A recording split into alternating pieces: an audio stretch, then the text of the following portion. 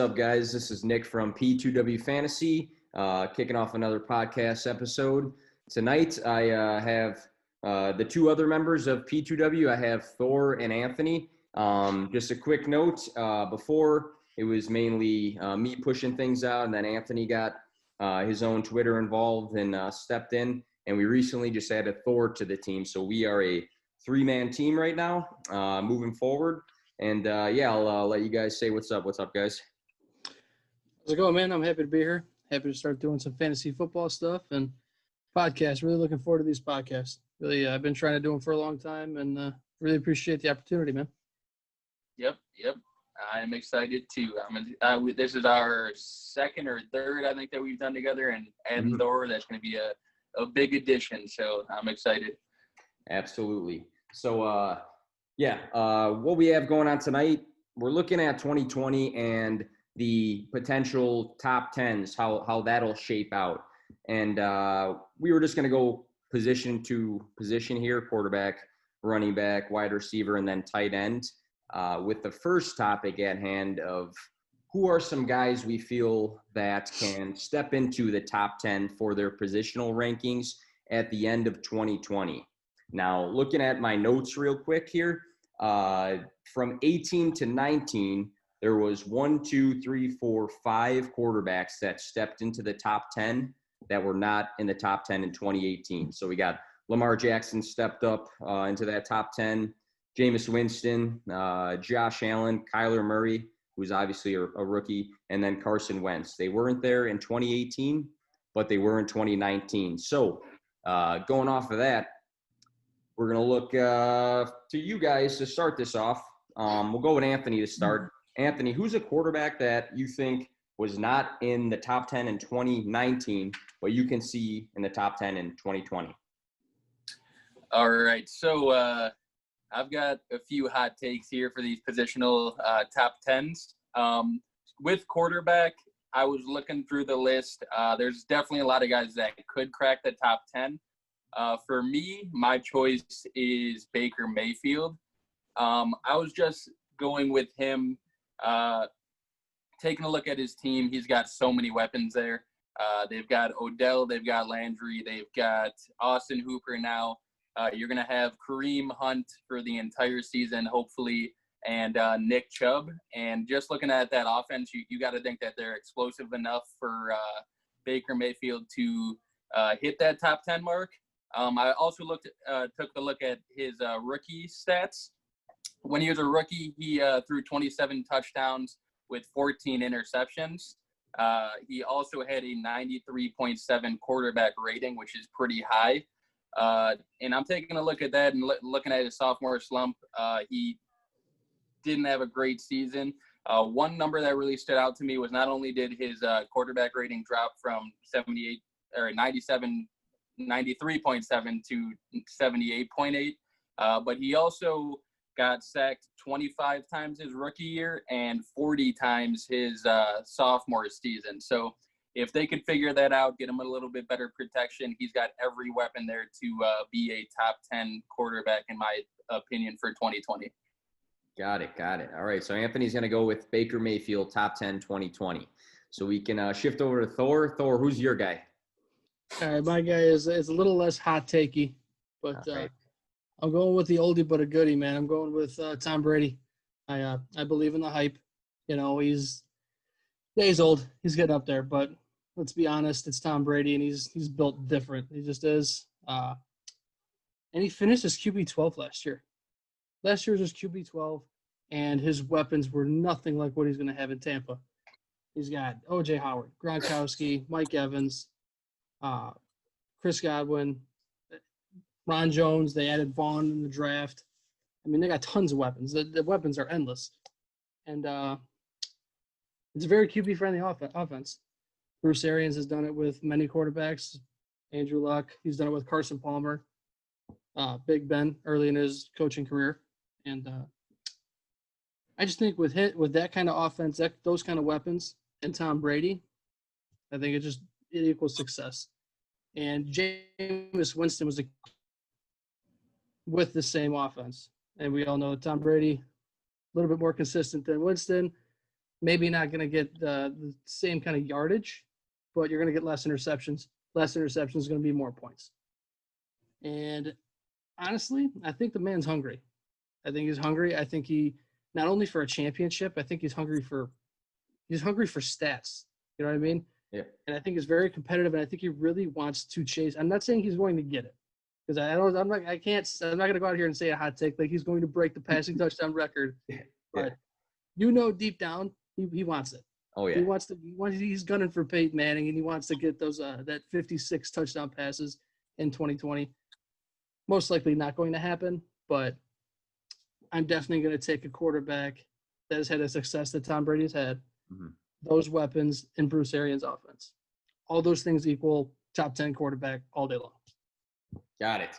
I don't think we can argue with a lot of that. So we got a younger guy in Baker Mayfield, a little bit of an older guy in Tom Brady, and I'll throw mine in there now, who's kind of a vet in the league. I'm going with Matt Stafford. Tough saying stuff like that. I say this all the time on the pod.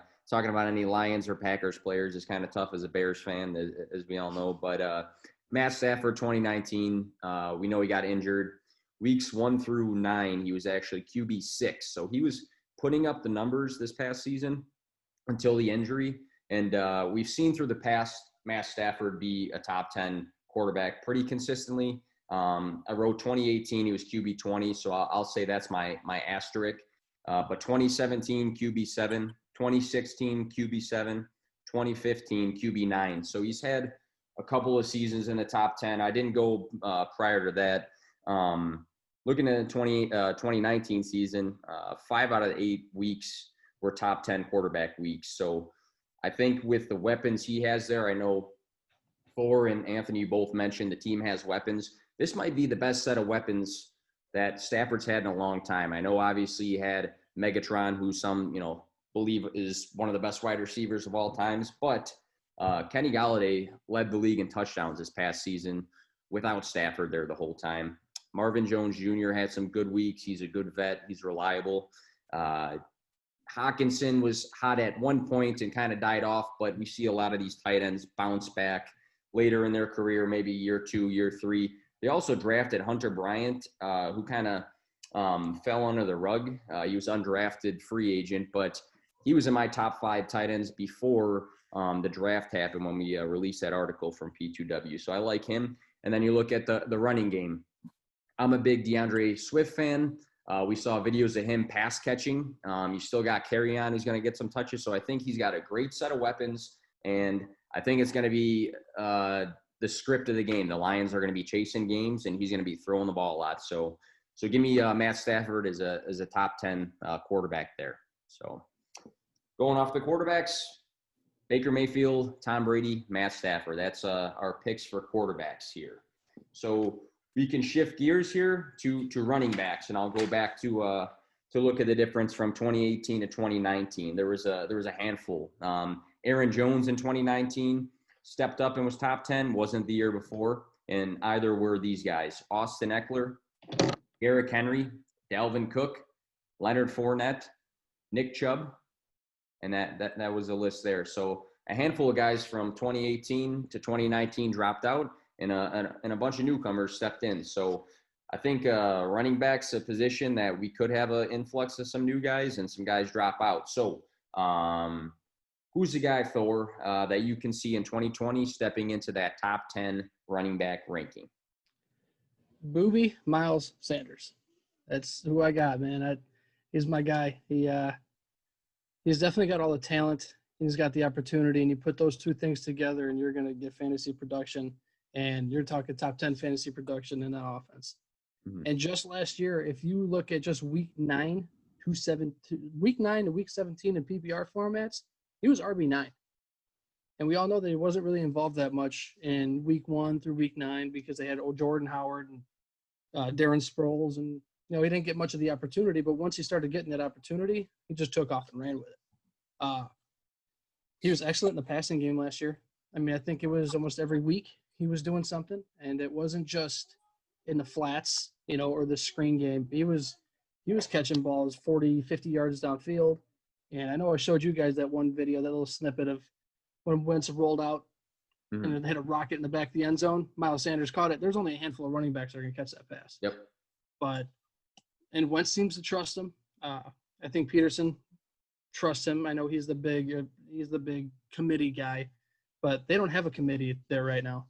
And there was a little bit of talk of free agent running backs going there, like a Devontae Freeman or LaShawn McCoy. But I mean, let's be honest, if they get one of those guys, they're not going to eat into his production that much to where it's going to affect him, and to limit him from being a top 10 running back. I also, in college, I think he was a bit overlooked. I do. I mean, he was behind Saquon his entire career until his final year, his senior year, I believe, and then he finally got the chance to start. Yep. I'm not saying he's Saquon. He's not Saquon. There's only one Saquon. Yeah. But in college, I got these numbers for you. I pulled it off Pro Football Reference. In 2018, Barkley had 217 carries for 1,271 yards. That's 5.9 a carry, with an outstanding 18 touchdowns. That's unbelievable. Yep. Miles Sanders didn't get that close. He only had 9. But 220 carries for 1,274 yards at 6 carries a pop. That's impressive. That's right where Barkley is. Now, Sanders only caught 24 passes in the senior season, and Barkley caught 54 for, what would I have, 1,195 yards. So there's the big difference. Yeah. But, I mean, I didn't watch a whole bunch of Penn State when Sanders was there, but just looking at the stats, I didn't really utilize him that much. But he's proven at the NFL level that he can be a receiver as well as a running back. So, like I said, talent, opportunity, I'm going Miles Sanders in the top 10 all day. All right, Miles Sanders from Thor. Anthony, who's your guy 2020? My guy I'm going to talk about, I could see cracking the top 10. This is going to be a little bit off of hype, is Kenyon Drake. Kenyon Drake is a guy who I had on my fantasy team at the end of last year and won me a couple weeks at the end of the season strictly based on the volume he was getting. He's going to be their guy over there.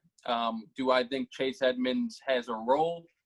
Probably somewhat, but I'm thinking that Drake's their guy. They went out and got him. I think situational, he didn't really fit in with the Miami Dolphins offense, and he's clicking with this Arizona team.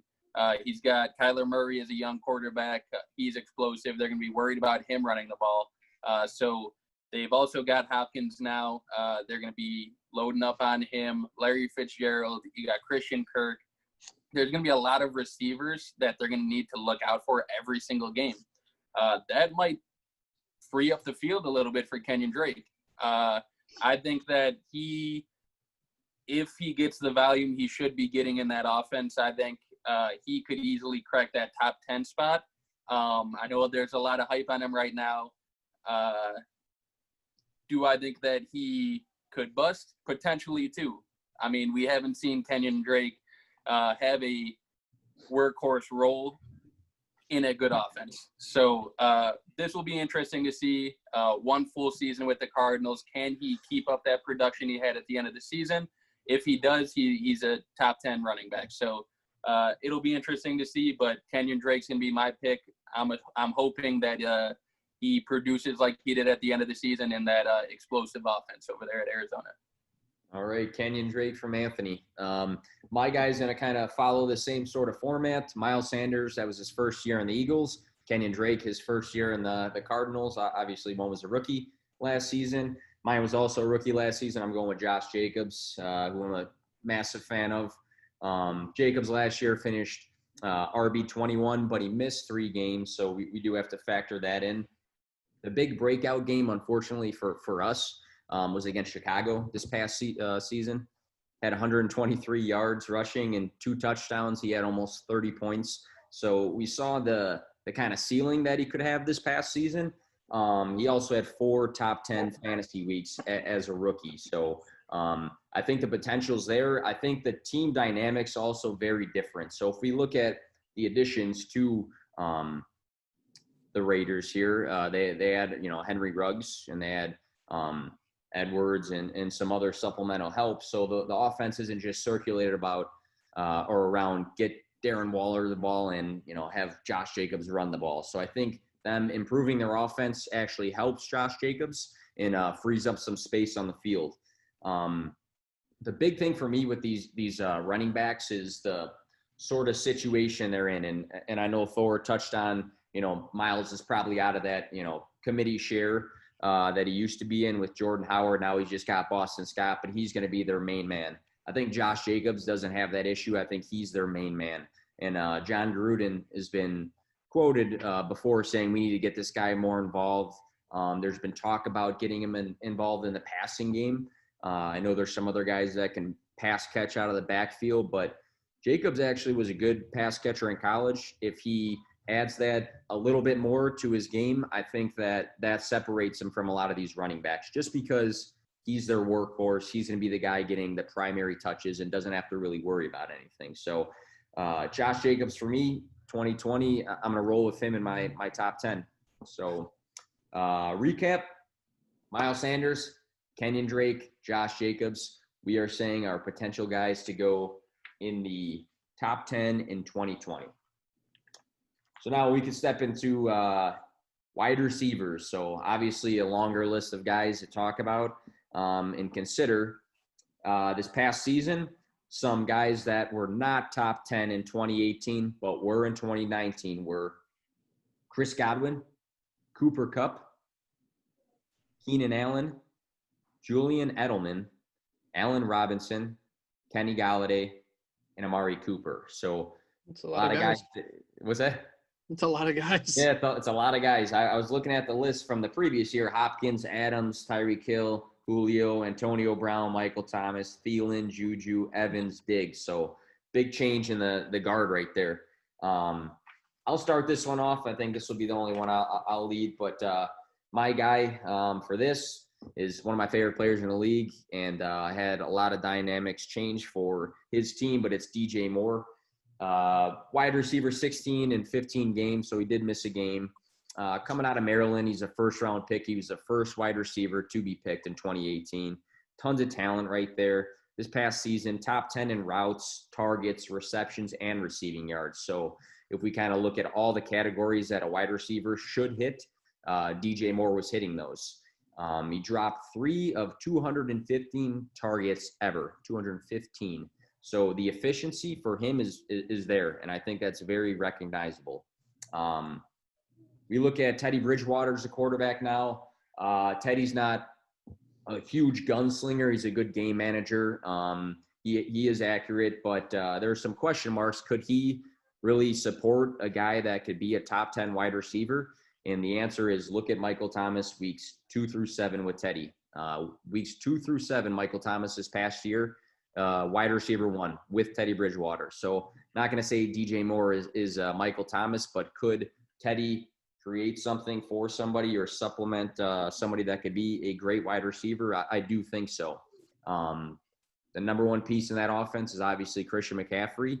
I think when the defense is lining up against the Panthers, I think he's probably the focus of them. So I think that helps DJ Moore. I think Curtis Samuel and Anderson, I think that helps DJ Moore create some field space. So I think due to the talent out of college, due to the efficiency with his catches, and then due to the amount of volume that he has received this past season, I think he can easily be a top 10 wide receiver in 2020, even with a new quarterback, even with a new coach. So that's my pick, and we'll shift over to Thor on this one. Who's your guy, Thor?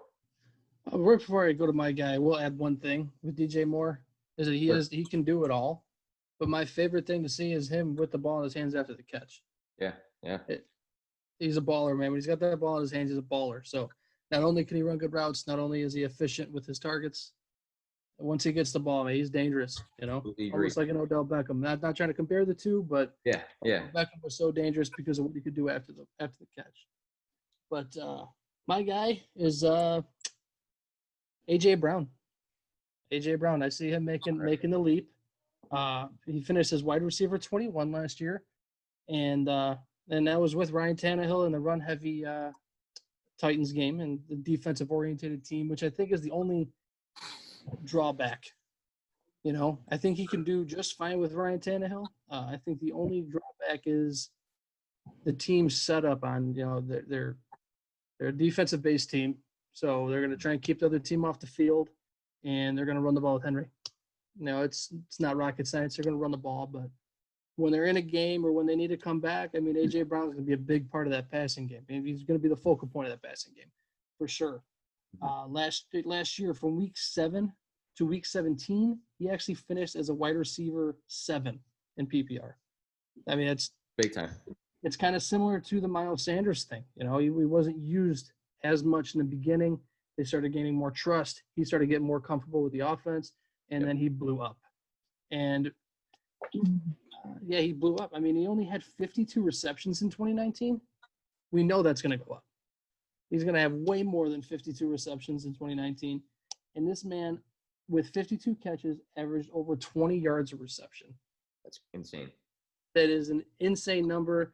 Yes, that number is probably not going to be the same this year, but he's going to get more catches. He's going to get more opportunities. He's going to get more catches. And one thing I was going to say, he was just a man amongst boys, He's almost like a Brandon Marshall to me. Brandon Marshall was, he wasn't very shifty or whatever, but it's just he's so much bigger than the rest of the DBs.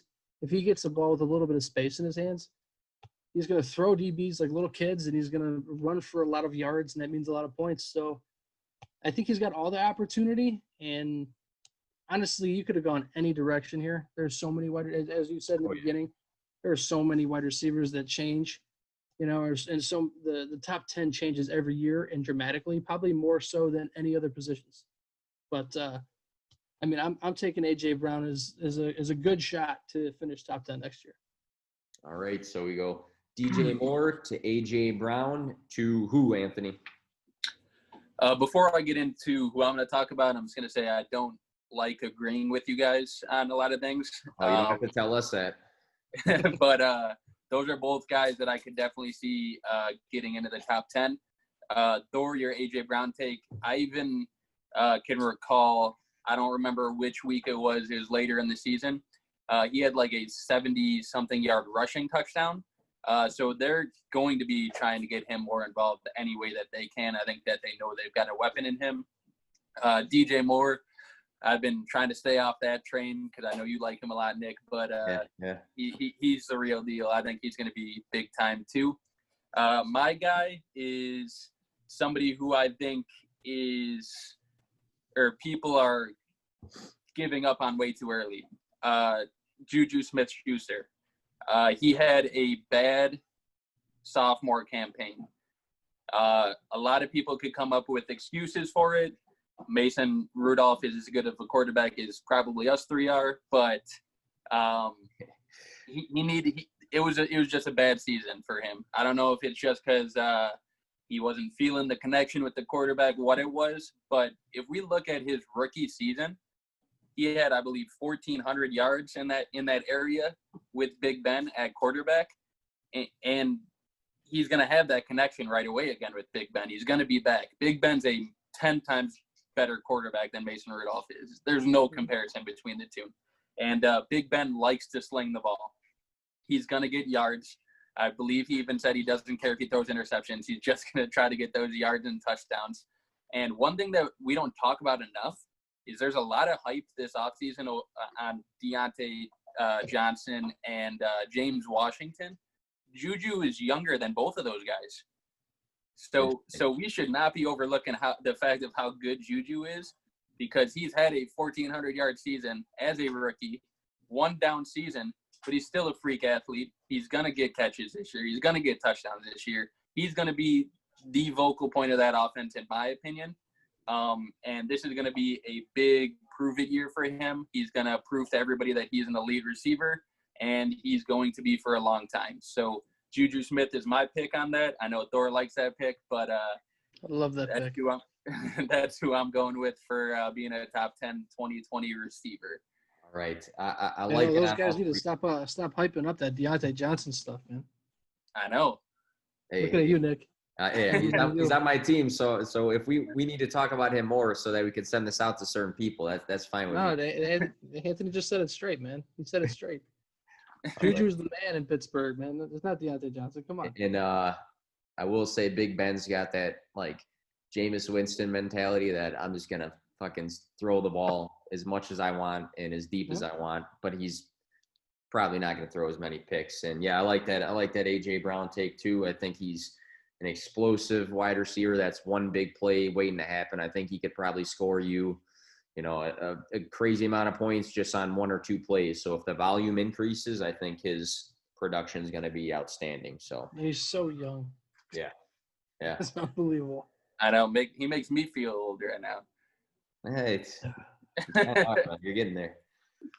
All right. So let's go to tight ends.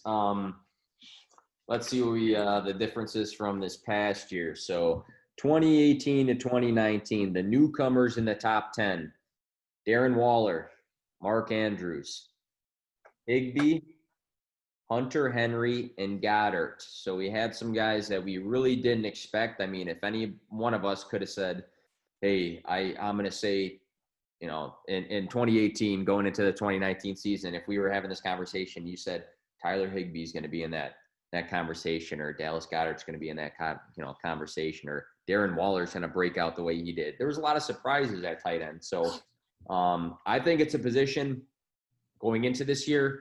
There are so many teams that have a new tight end starting or a young guy that's stepping into the role.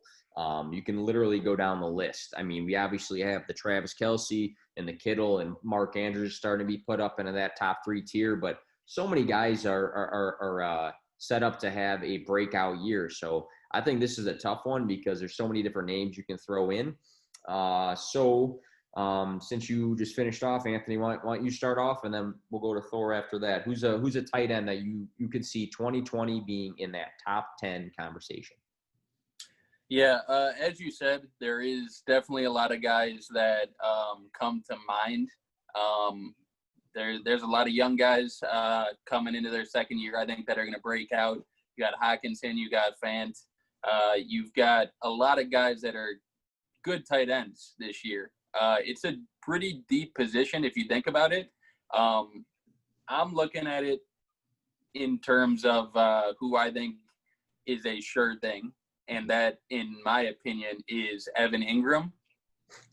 Reason behind that, Evan Ingram is a freak athlete if he's healthy. So that's the big if for me. Yep. If Evan Ingram is healthy, I think Daniel Jones has a great weapon in him, and I think he has a great opportunity to be a top 10 tight end. His run after catch ability is very good. He's a freak athlete, and Daniel Jones is only going to get better. He's coming into his second season. He's hopefully going to limit that 18 fumble count and limit those turnovers. You're thinking he's going to have a fully healthy team around him. Slayton's going to be healthy. Shepard's going to be healthy. And hopefully Ingram's healthy. And if he's got all those guys on the field, I think that it's going to benefit each and every one of those guys.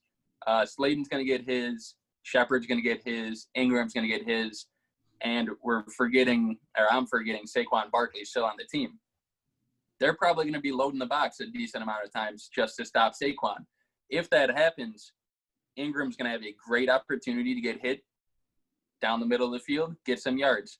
I could see him getting a good target share in that offense, and I could see Daniel Jones having a great season, pushing for a top 15, 10 mark. And if that all happens, if everything goes how it should, everybody stays healthy, I'm putting Ingram in my top 10 tight ends for next year. All right. Evan Ingram, New York Giants. Anthony's got him in the top 10 for 2020. I'll jump in with mine here, and then we'll go to Thor. My guy's Mike Gesicki. This past season finished as tight end 12. If we look at more of the second half of the season, weeks 9 through 17, he finished tight end 8 during that time. So he was already inching into that top 10. He was in that top 10 for a chunk of the season. Looking at some numbers, third in passing routes for tight ends, so that's huge. Especially if you're comparing him to some of the guys that finished in the top, 3 to 5. That's very eye-opening. The one thing we love in fantasy is touchdowns. And Gesicki had 11 end zone targets. That was third for tight ends and 8th overall in the league. So the offense had their eye on him in the end zone. And again, if you have a guy on your fantasy team that is consistently getting looked at in the end zone or in the red zone, that's huge for fantasy. So the guy doesn't drop passes. His target share actually was very good. I know that Preston Williams was out, so Devontae Parker stepped up in his absence, and then Mike Gesicki also was getting a larger target share. But in my opinion, with Mike Flores running the team and with the same sort of offensive mentalities, I think I really don't think it matters if it's Ryan Fitzpatrick or if Tua starts day one. I'm not going to say that they're the same caliber quarterback, but I think that seeing Mike Gesicki ball out and having their eye on him as a major target, major end zone target, I can see him being a clear-cut tight end within the top 10 for 2020. And I think we've even, me and you, Anthony, had this conversation before. I could even say that Mike Gesicki might be the Darren Waller of this season and have that massive breakout to where he's in that top 5 conversation. So, yeah, I'm going to go with Mike Gesicki, 2020, and I'll turn it over to Thor from there. I like both those guys. I really do. With Ingram, it's the health thing. He's like a Jordan Reed. Yep. If he's on the field, he's going to produce, but how long is he going to be on the field for? That's the only question with him. And I'm a big Mike Gesicki fan also. But I wanted to bring up one thing. You're talking about the top 10. So Zach Ertz and Dallas Goedert were both in the top 10, right? Yeah, I got 1, 2, 3, 4 for Ertz, and I think Goddard took that 10 spot. When's the last time one team had 2 top 10 fantasy tight ends? I mean, I don't know if we can find that right now, but no, I looked at 2018. That's not the case. So yeah, I don't know. I mean, just real quick, like what kind of tight end duos have we had in the past that really stand out? I mean, Gronkowski and Aaron Hernandez. That's the only ones I can think of. I know no one wants to speak of it, but I mean that's the only other 2 tight ends on the same team that could have finished top 10. I'm sure there's others out there, but none that really stand out. No, that's the only one that stands out for me. But I'm gonna move on to my guy at tight end. It's Noah Fant. Noah Fant's a Fant. I don't want to butcher his name, but I say them both. Yep. But he finished as tight end 16 in 2019, and that's not bad. It's not bad for finishing as tight end 16 in your rookie season. We all know and we all hear the same thing about rookie tight ends, and the learning curve is so much longer for them. So him taking that big of a step his rookie year is very promising. He also did it with 2 different quarterbacks. He did it with Flacco and Drew Lock. Yep. And he's a nightmare mismatch, almost like an Evan Ingram. He is bigger than all the DBs that are going to cover him, and he is faster than all the linebackers that are going to cover him. So he's going to get plenty of opportunities to be open. Drew Lock seems very promising as a quarterback. I don't know if you guys are on the Drew Lock hype train, but I do think he's going to be very, very successful. And with the weapons in Denver, it kind of goes both ways. I could play devil's advocate. It could go against Noah Fant, or it can go, for him in his favor. I seem to think it's going to go in his favor because if you got all that talent on the outside with, Jerry Jeudy now, Cortland Sutton, even KJ Hamler, who can take a top off of defense from the slot, that middle of the field is going to be, I don't want to say wide open, but it's going to be open, and you also got a very good running game in Denver. You got a 2-headed monster, I'd say, with Phillip Lindsay and Melvin Gordon. So they're going to have a very balanced offense too, which helps the tight end in play action and everything like that. So when I'm looking for a tight end in fantasy football, I'm going to pick talent. Going for the old. I mean, Jason Witten, I think, just missed the top 10 this year. How? I don't know, but I got to go. I think this might be the year where the younger talent kind of starts taking over and pushing some of those older guys out completely. I really like Noah Fant, and I think that's my guy in 2019 and 2020 in the tight end position. All right. Well, I think looking at all 3, I think health's factor, I think quarterback play is going to be a major factor too, with some question marks on two of ours. It's so interesting in 2018. Obviously, Kelsey, Ertz, Kittle, that's your three from 2018. Just looking 2 years back, Ebron had that huge season where he was one of the touchdown leaders, if not the touchdown leader. Jared Cook, that's not a major surprise. Austin Hooper, that's not a major surprise. But then listen to this. We go Rudolph, Burton, Njoku, McDonald. So that was your bottom of the top 10 2 years ago. So it's crazy how the times changes for tight ends. But, man, I looked at that list, and it was just kind of gross a little bit. But, yeah, I could see all three of these guys stepping in and being there. So, yeah. Why don't we switch gears now? So we looked at the positives, some positives of some guys. Now we're going to look at some negatives for these positions. So I'll read off the top 10 for a position, and we will all say a guy that we think might drop out of that top 10 for 2020. Just because it's only 10 guys that we're talking about, we're not going to make sure that we have different guys or anything like that because it's a small sample size. But, yeah, it doesn't have to be super in depth, but looking at the list for 2019 quarterbacks, in order, it went like this for most leagues. Jackson, Prescott, Winston, Wilson, Watson, Allen, Murray, Mahomes, Wentz, Rodgers. Let's go in Anthony. Anthony, who's the guy in that top 10 that you can see dropping out of the top 10 for 2020? This one was a little difficult for me. I do like a lot of these guys. I think a lot of them can repeat in the top 10. You guys might not agree with me on this one. Don't say Jameis Winston. Don't say Jameis Winston. Yeah, that one. Yeah, I left him out of it. I wanted. Yeah, I left him out too. Because it was definitely the chalk pick, and I kind of want to be right at my first podcast. We're gonna jinx it now, and he's gonna somehow sneak in. There's gonna be some fluke, and he's gonna sneak in somehow. But no, but go ahead. Now, I gotta change my guy really quick. No, I'm just kidding. But my guy for 2020 that I don't see being in that top 10 is Deshaun Watson. Oof. That is hard for me to say because I think he's an elite quarterback. I think that he is one of the best quarterbacks in the NFL. Don't get me wrong. But don't get me wrong. But my issue with Deshaun Watson for 2020 is I am not confident in the team that's around him. We're looking at his receivers. Will Fuller. Does he have potential? Yes. Can he stay healthy? I've yet to see it. Brandon Cooks. Is he a good receiver? Yes. Can he stay healthy? Probably not. I'm glad you said maybe or probably. I thought you were going to say after each one of these guys, can he stay healthy? No. Or something like that. All right. Then we're just looking tight end situation. Is it Darren Fells this year? If it is, I'm not confident in Darren Fells. Then you've got Randall Cobb. I'm not sold on these wide receivers in his tight end situation here.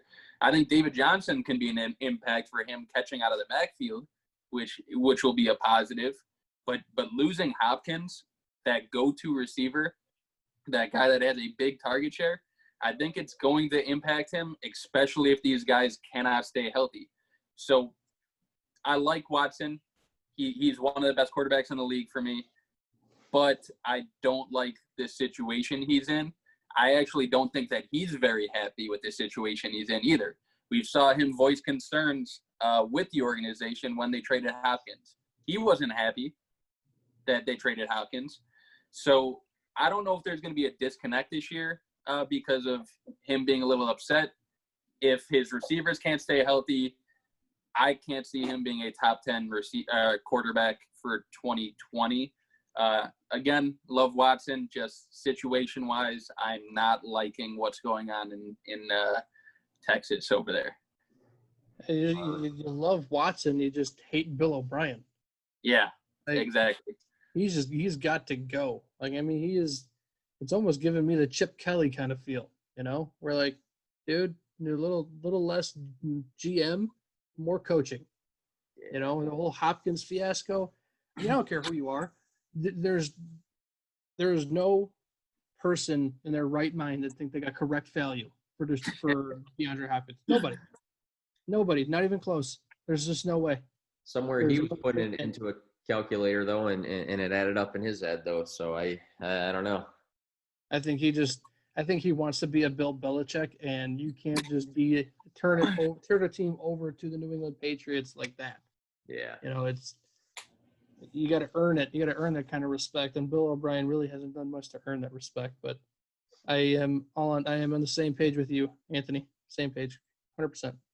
Yeah, it's unfortunate for Watson. He does have the rushing ability. We did see him be elite at times. So I'm a believer in if Brandon Cooks is 100% healthy for 16 games, then he could be a good option. He's had some good flashes in the past, but kind of up in the air. We saw flashes from Fuller too, but yeah, health's a concern with some of these guys.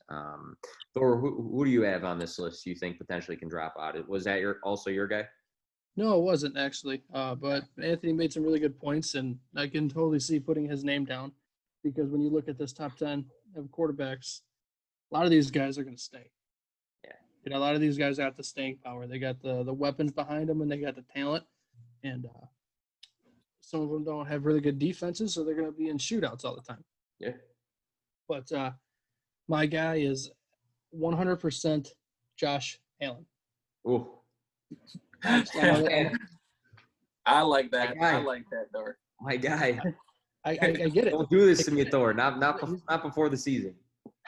Like Josh Allen, he's a likable guy. Okay, he is, but the guy is not a good thrower of the football. Can he throw it a mile? Yes, but so can Uncle Rico. All right, doesn't make him a good quarterback. All right, you can throw it a mile, but it doesn't make you good. But I understand his rushing upside is a reason to want to put him in the top 10 because I mean he's done it. I think he ran for 510 yards and 9 touchdowns. Yeah. That's outstanding, and of course you're going to want a guy like that to start on your team, and you want a guy like that to be in the top 10. But I feel like there's so many quarterbacks in this league that can throw the ball better than him from the pocket and also run.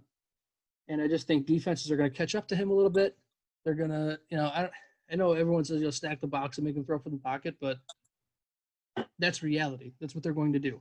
They're going to suck him into one pocket, and if he's forced to win a game from the pocket, it's going to be very ugly. I don't care who you add. If you add Stephon Diggs, of course, it helps him a little bit because Stephon Diggs is a pretty good route runner. So, I mean, he'll be open.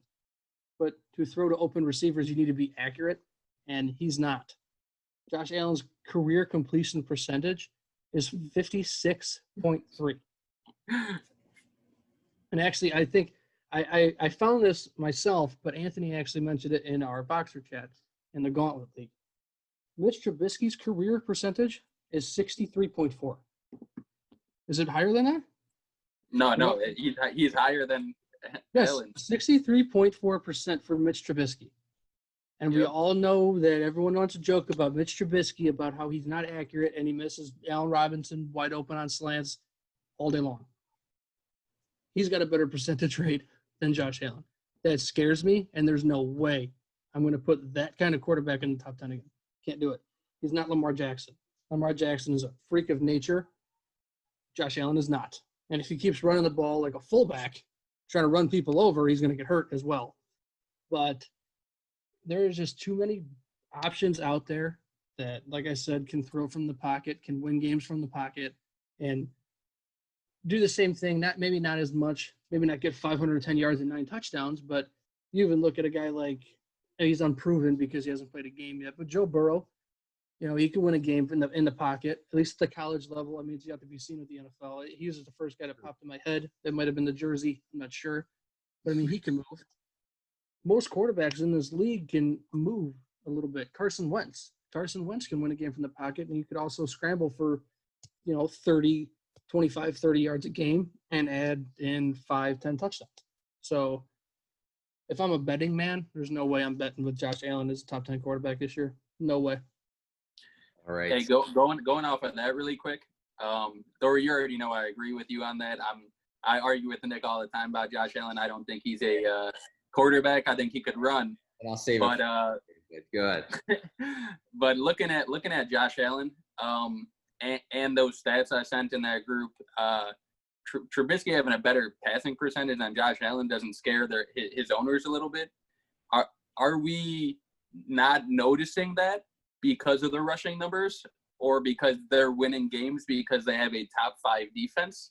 I think that Josh Allen is the biggest imposter in the league right now for quarterbacks that are elite. So it's a good point. I'm with you on that. I think you nailed it on the head. He's winning football games. Yep. You know what I mean? But and yes, he finished top 10. I mean, he did. But you take away 510 yards rushing and 9 touchdowns, is he still going to be up there? I don't think so. I don't think so. But you're right. I mean, the Buffalo's winning. They made the playoffs. So he's relevant, He's winning ball games, so he's relevant. As soon as Buffalo starts losing games, they're going to be talking about him being a bust again. But I don't want to rain on Nick's parade too much, so let's let him pick another quarterback. He looks very upset right now. Oh, no. My only counters, and I don't want to get too deep into this, my only counters were John Brown. If you were confident in John Brown before this season, let me know all the guys you are confident in going into 2020, because I don't think anybody's seen John Brown being a top 20 wide receiver when he missed a few games. And then Cole Beasley came back to life too. Those were the options that this guy's throwing to, and he didn't really have a solid tight end. So the accuracy, shit. The accuracy numbers are bad. They're bad. But I think if this guy's going to turn John Brown into a very fantasy relevant wide receiver this past year, and now he's got a little bit more of like you said, the rushing numbers helped him big time. But, I mean, you're adding a Zach Moss who's going to take on that, Gore role. He's got Singletary. I think I'm not going to take him out of the top 10. Maybe he doesn't finish QB6. I mean, QB6, he's ahead of, Kyler Murray. Mahomes missed some games, so we're not going to say anything about that, but Carson Wentz. But, yeah, I'm not gonna rip my guy Josh Allen too much, and we might have to just make a whole podcast out of doing that between the three of us. Going off of that really quick, though, didn't Mitch Trubisky make Tariq Cohen very fantasy relevant? I think it's very different when you're throwing to a guy out of the backfield than throwing down the field to a guy who's a downfield threat like John Brown. But we keep throwing Mitch Trubisky into these comparisons. I think it's kind of off, especially when he's going to lose that job to Nick Foles. But that's another podcast. That's another podcast. Just keep these aside. Somebody's got to write these down. All right, I'm gonna move on before we turn this podcast into the Anthony and Thor versus Josh Allen and Nick. My guy, and I had my phone out here. No, my guy was Aaron Rodgers. I'm going to go with the guy who finished in 10th place. So many games where he's having 0 or 1 touchdowns. I don't know if that's a Aaron Rodgers thing or if it's a he doesn't have support thing.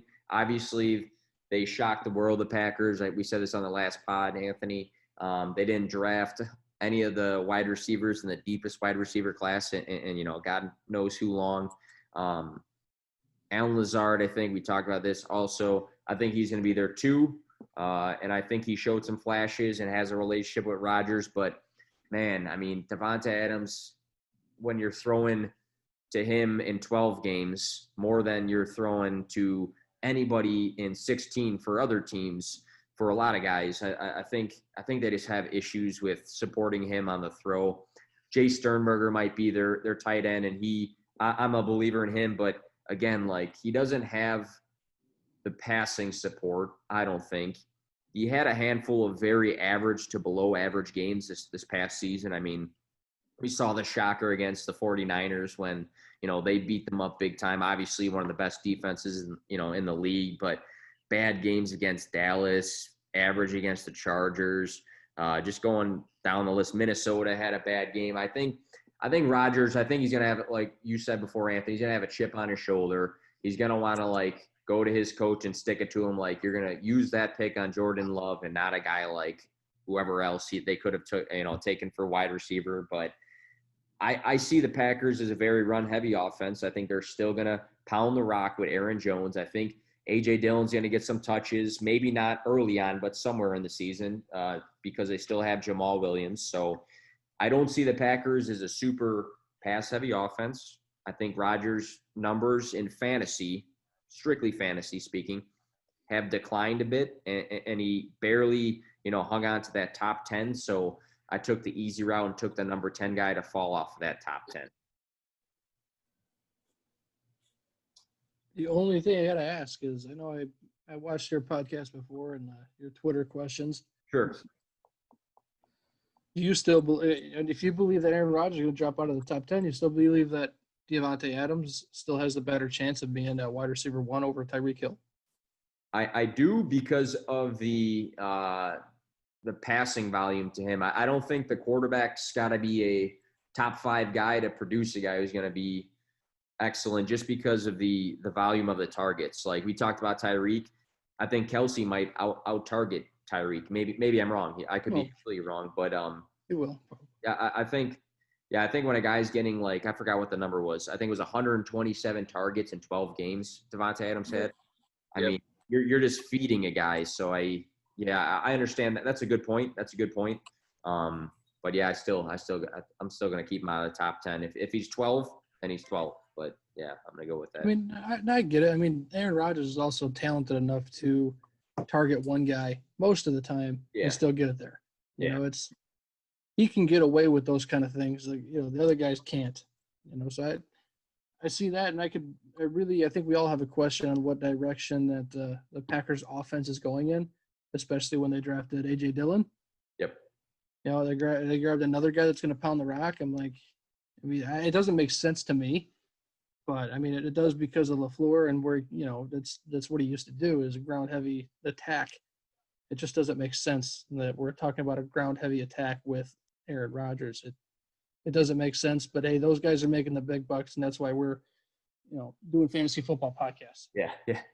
Quick question, and just make it super short for both of you guys. Is there any chance that LaFleur putting his foot down, not as a full-time season sort of thing, but is there any chance where there's a game or two, or maybe more, where he says, hey, this is my guy drafted, I'm going to put in Jordan Love for this game? Like, maybe it's in the second half of a game here and there. Is there any chance of that in your guys' opinion?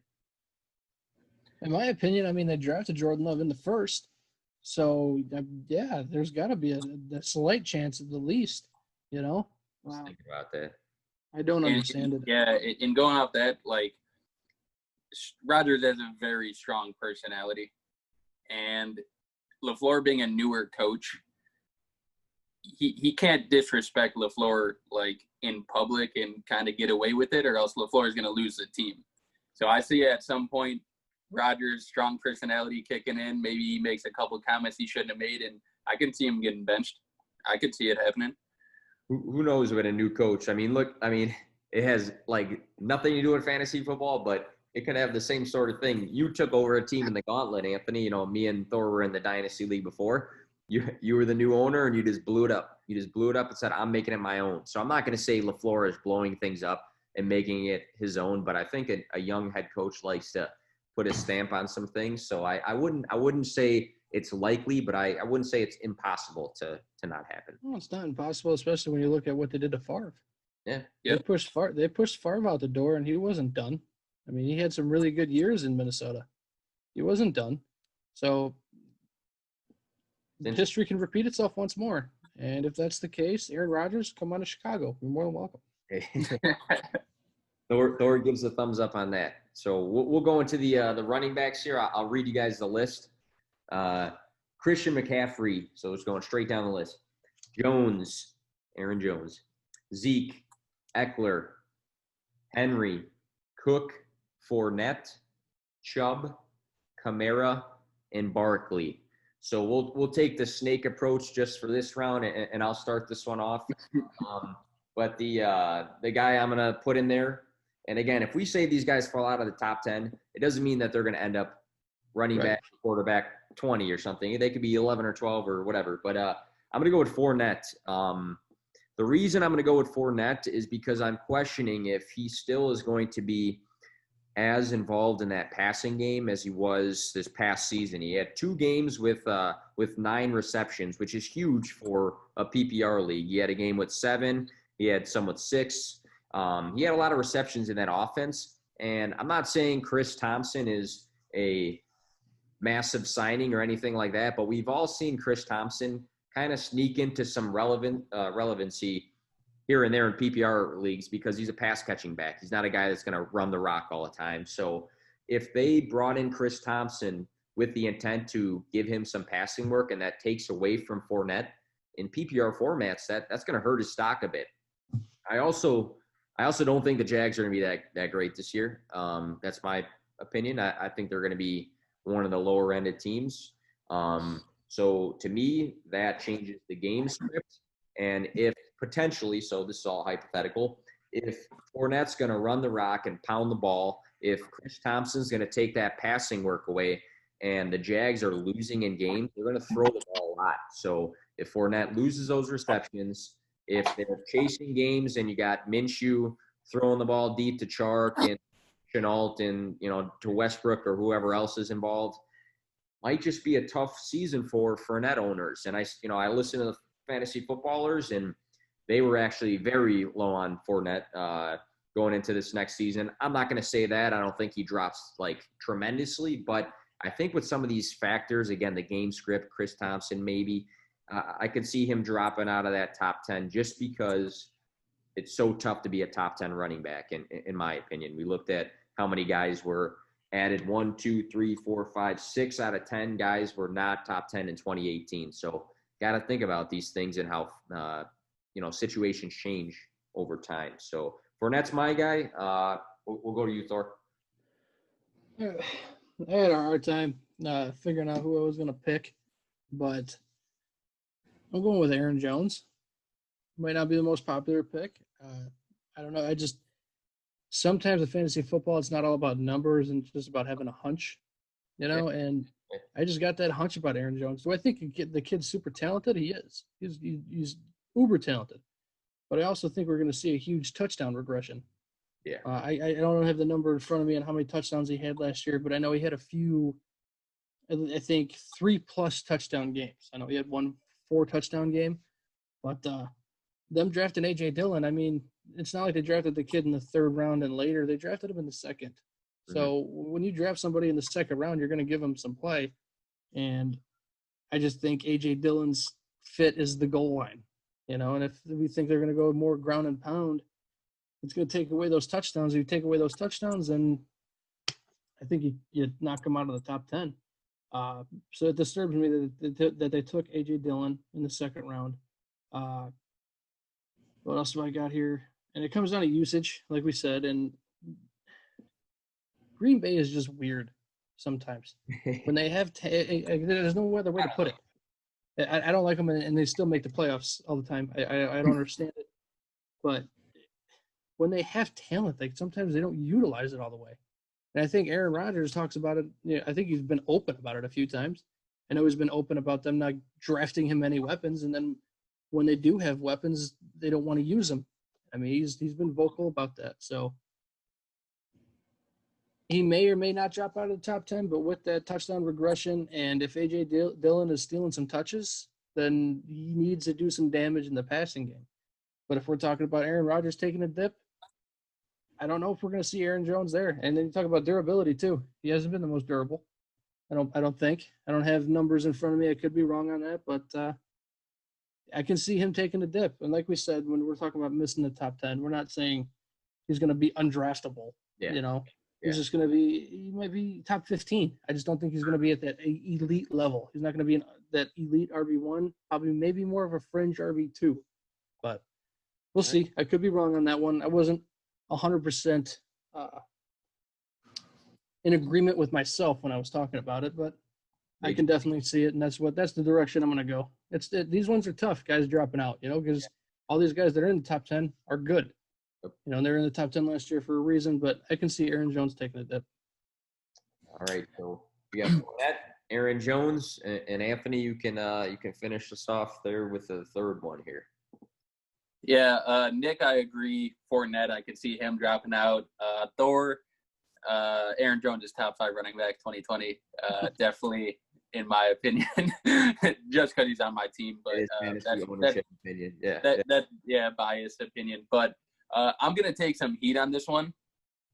Hang on. Is this gonna jeopardize this podcast or what? No, but I think I mute. will hear something from people. Get Kamara out of the top 10 for me. Ooh. A lot of people view Kamara as a top 3, top 4 running back in the NFL. I am not high. I'm not as high as most people are on Kamara. One stat that sticks out to me is he has yet to have a 1,000-yard rushing season. And if you view that guy as a elite top 5 running back, I think that you need to be able to do both, pass catch and run the ball. We haven't seen a 1,000-yard season for him rushing yet. Is that an issue? I think it is. You got a good running back behind him in Latavius Murray, who shined when Kamara was hurt. So I'm at the point where I'm questioning, is the hype because of the passing game, the receptions, or because he's a good running back? Looking at it, obviously he's talented, don't get me wrong. But in that Saints offense, you should be able to eat. That's a great offense to be in. You've got Drew Brees. You've got arguably the best wide receiver in the league with Michael Thomas. You got Jared Cook, who was very efficient last year. They've got a lot of weapons on that team to where the rushing game should be pretty open for Kamara. And I don't know what the issue is. He hasn't hit that 1,000-yard mark yet. Maybe I'm wrong. Maybe 2020, he gets 1,000 yards. He's a top 5 running back. I look stupid for saying this, but I'm not as high as everybody else is on him just because I need to see the rushing ability. If he hits that 1,000-yard mark, which many running backs who are worse than him have done, props to him. He's going to have a good season. But receptions and rushing are going to make a elite running back for me. So if they're not both there, I'm not going to have him in my top 10. So that's just my little hot take for us here. You guys might disagree with me, but that 1,000-yard stat just really stuck out to me. Thor, Anthony gave you a little bit of a pushback on Aaron Jones. Are you going to give him one on Kamara? I think the guy's uber talented, and I think he belongs in the top 10 because of his talent. But it was kind of questionable when they got rid of Mark Ingram and they immediately went out and got Latavius Murray. I mean, it's just Sean Payton. And it's not a knock on Kamara. I mean, I think he can do it if he was in a different situation. He was playing for a different team. But Sean Payton's offense is, as long as I can remember, it's always been a 2 running back system. So I can totally see why Anthony feels that way. I personally think he's still going to be in the top 10. I think he just does. He's a big play guy, man. I mean, I was watching a little bit on Twitter and just his option route that he runs on his option route alone is ridiculous because the linebacker doesn't last a chance. And if Breeze catches them in that situation where he can either go on an out or he can do that Texas route where it's a hard angle to the middle, the linebacker can't keep up with it if he's playing man. And Kamara just, he took, I think the video that I was watching showed him at least take seven, at least 50 yards. So in PPR formats, he's definitely going to crack top 10 for me. Standard, maybe not. Maybe not standard. Standard, I think I'm on board with you. But PPR, I think he makes it. Yeah, it's a good system to be a running back. I was at the Bears Saints game this past year, and Kamara was out and Murray was in, and he ran all over the Bears and had a 30-something point week. And I think he did that twice. So it's a good system, but yeah, some question marks there from what Anthony said. For this one, we'll go snake again too. We'll start with Anthony, but we'll shift to the wide receivers. I'll read you guys a list from 2019. Obviously, Michael Thomas was number 1. Then it went Chris Godwin, Jones, Kupp, Hopkins, Allen, Edelman, Allen Robinson, Kenny Golladay, Cooper. It was weird saying Jones instead of Julio. That's why I had to pause myself for a second. But yeah, so Anthony, if you had to take one of those guys out of the top 10 for 2020, who are you taking out? Well, I think that we could all agree, in my opinion, I think there's two easy answers. In Edelman, I don't see cracking the top 10 new quarterback situation. And Cooper Kupp, I'm just not a big fan of his. I think that he exceeded expectations, had double-digit touchdowns. I don't see that again happening because of their line. And you still got Robert Woods there who's going to steal targets, Higbee who stepped up. But my take is not either of them. I am going to go with Michael Thomas. Another one that might give me some heat here is Chris Godwin. I am not seeing him as a top 10 receiver for 2020. Reason behind that, Buccaneers last year were losing a lot of games and throwing the ball a lot. Winston, as Thor said earlier, produced stats because he's throwing the ball so much. I don't think we're going to see Tom Brady throwing the ball as much as Winston did last year. Tom Brady might not have as many yards. He might not have as many touchdowns as Winston did. In my opinion, Tom Brady's going to manage the game. They're going to be up games, and he's going to control the flow of the game. That's going to hurt values of guys like Godwin and Mike Evans. The volume I don't think is going to be there for 2020. I still think that they produce, don't get me wrong. I just can't see Godwin being top 10, especially in top 2 like he was last year. Tom Brady's a phenomenal quarterback. He's going to get everybody involved. I could see the O.J. Howard getting a decent amount of targets just because Tom Brady is there. I could see that running back that I can't pronounce his last name with a O getting some targets. Dare. Yeah, Dare. I could see Dare getting targets. It's going to be a spread out team. Tom Brady's elite. He's going to get everybody involved. He's going to control the flow of the game. I think Mike Evans and Godwin are both great receivers. I don't see them cracking top 10. I think that they'll maybe be around the 11 to 20 range just because volume is not going to be the same as last year. So a little bit of a hot take. I know a lot of people are very high on Godwin, but in my opinion, just because of the quarterback change, there won't be as much volume, and I don't have Godwin in my top 10 for 2020. All right, so Anthony is going to take Godwin out, and just remember, if you are highly against that's Anthony. It's at Anthony P2W Fantasy on Twitter. Thor, give us your guy and any comments on Anthony's. No, I mean I could see it. I mean there's a lot of mouths to feed. There really is, and some can question Tom Brady's arm strength, but I don't think we really know what kind of arm strength he really has because he didn't have outside receivers in New England.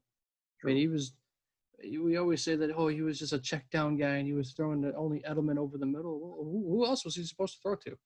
So, I mean, really, who else is he supposed to throw to? Because the best receiver, N'Keal Harry, most likely, he was injured. And he wasn't playing, and he didn't get the reps with Brady, and Brady's a big chemistry kind of guy. You know, he's got to be on the same page 100%. So I could see it. A lot of mouths to feed, but I'm still pretty high on Godwin this year. So I'm still going to say he's going to hit top 10. All right. Who's your guy? It kills me to say this. Like it's going to hurt coming out of my mouth, but Amari Cooper is my guy that is not going to finish in the top 10 this year. And a crazy stat that I looked up, I was looking up Fantasy Pros because they have a really cool thing where you can look at the wide receiver, look at where they finished, and you can edit the certain weeks. If you take out week 1, he's not a wide receiver. He's not in the top 10. You take out week 1 only, and he's not in the top 10. He finished as wide receiver 13 if you take away week 1. Interesting. I mean, that's huge. Yeah. This is 1 week, and I'm pretty sure he played every single game last year. And now you take away Randall Cobb. So, yeah, you take away Randall Cobb, more targets for Cooper. Then they go and draft CeeDee Lamb. So, I mean, and CeeDee Lamb, everyone knows he's a playmaker. He's going to get the ball. It doesn't matter if he's a rookie or not. He's going to get the ball. He's going to get the opportunity. And let's not act like Gallup isn't a good receiver, because he is a very good wide receiver. Right. So there's 2 wide receivers in the same group as him that are going to take more targets from him. And everyone's talking about Jarwin taking a huge leap at tight end. Well, if he's taking a huge leap, then that means he's going to get the targets.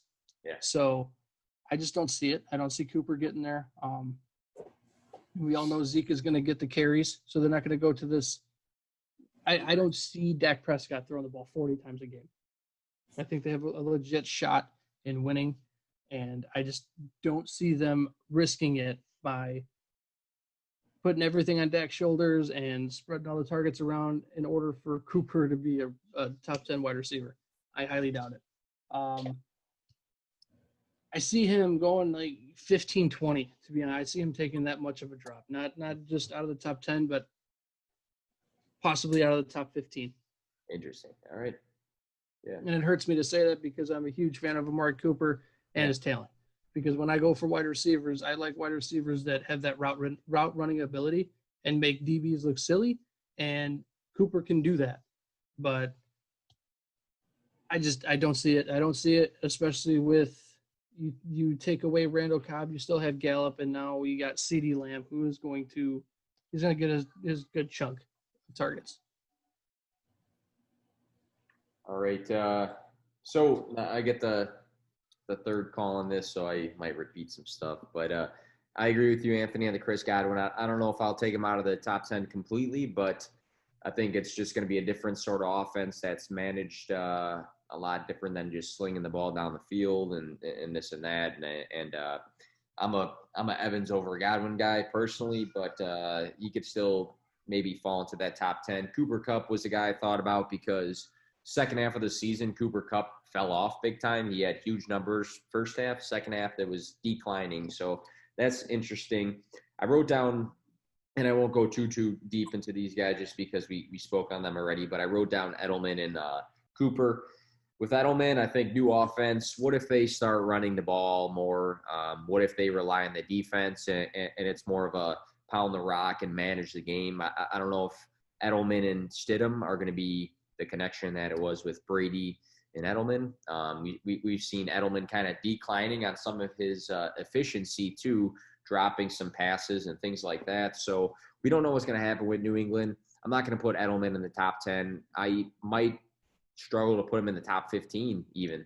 Who's to say that N'Keal Harry doesn't step up and become that number one receiver on that team? I don't know. The other guy, again, I'm not going to talk too much about, but I had Amari Cooper too. I do see a world, and I've said this before, the Rams in the past, when they had Cooks, Kupp, and Woods all healthy, all three of those guys you could probably start as your wide receiver or in the flex spot, all three guys. I see the same sort of thing, maybe not day one, but I see the same sort of thing where you can flex or start Amari Cooper, Michael Gallup, and CeeDee Lamb. Maybe it's a long shot, but I think all three guys can be relevant. So if all three guys are relevant, I don't think one guy becomes the alpha, meaning that they're going to be a top 10 guy. So I think that takes Amari Cooper out of the question if the other two guys are eating enough to be startable. So, yeah, I'm going to go Edelman and Cooper on that one. We can just move to tight end. We'll go Snake again, so I'll just start it off. I got for tight end Dallas Goedert. I'm going to have him dropping out. And I'm not trying to take a jab at the guy because he already had one at him this past week. So I was waiting for that. I had to throw in something on that. I'm not making fun of him at all. That's kind of bullshit that happened. But you got a dad yet, man? But you got the dad jokes down. I know. I'm getting close. But yeah, Goddard. I think he was the beneficiary of being a stud tight end. I mean, he's very good, but I think they also lacked the wide receiver depth and the pieces throughout the year, which enabled him to be more factored into the offense and give him more target volume this past season. They did run the most 2 tight end sets in the league. I think the Vikings did that a decent amount too, but I still think Goddard will be very relevant, but I don't see him as being a top 10 tight end, especially when I said earlier, you can go down the list and say guys like, Joe Smith and Chris Herndon and Jay Sternberger and Dawson Knox and all these young guys that might step up, Irv Smith Jr., all these guys that might step up, and a guy who's going to be second to Ertz, and then you add Jalen Reagor, and you got Alshon Jeffrey's going to be hurt, so we don't know what's going on with him, and Marquise Goodwin, and hopefully a Deshaun Jackson who's probably going to be their stud early on. So I think with having some wide receiver pieces now, I don't see Goddard getting that top 10 volume. So I'm going to go with Dallas Goedert stepping out of the top 10, but still being fantasy relevant. So Thor, we'll turn it to you, man. All right, I apologize if you hear my kids in the background. All good. All good. Two-face in your face. Go bed. Sorry, man. He's saying to my wife, but I'm gonna have to pay for it later. So. Oh, hey, you know what? My wife had to take care of 2 kids during this whole thing, but hey, it's worth it. Whatever I got to do. But Dallas Goedert was actually my guy. All right. I was actually going to mention him as well, and honestly, for the same reasons. I think he nailed that one on the head. He was definitely involved more because he was, one of the only options that he had that Wentz had. Sure. And, I completely agree with you on that one. But I guess I could also make a case for Jared Cook dropping out of the top 10. I feel like with the addition, you got him up there too? Yep. Yeah, I wrote down Cook. I didn't say him, but yeah, it's Goddard and Cook. Yeah, but Jared Cook, I mean, Father Time's going to catch up. Yeah. And I think it's 33 years old. I mean, I think he's still going to be a startable tight end. I'm not saying don't start him, but I don't think you should have the expectations that he's going to hit top 10 again. He was extremely efficient last year, like to the point where it's questionable if he's going to be able to do that again. He did very, very touchdown dependent from what I saw. And I mean, now you got, like I said, you got the addition of Emmanuel Sanders. I think Traquan Smith is going to make a pretty big emergence, and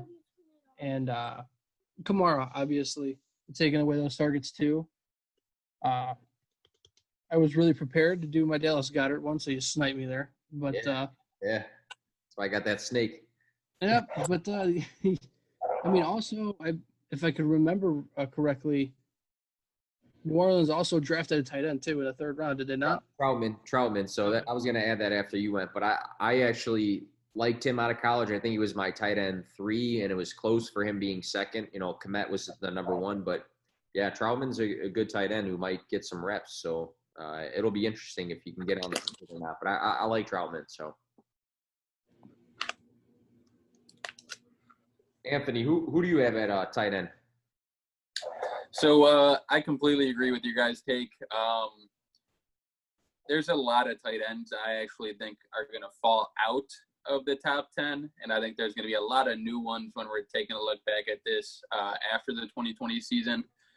One guy that I am not a believer in is Tyler Higbee. I am not a believer in the Rams offense right now. I'm not a believer in Jared Goff. I'm not buying into the hype about Higbee. You still got Cooper Kupp there. You've still got Robert Woods there, who are both going to get a big target share each. Then the running game, I think they're going to try to use Cam Akers. They're going to probably involve Henderson in some way, shape, or form.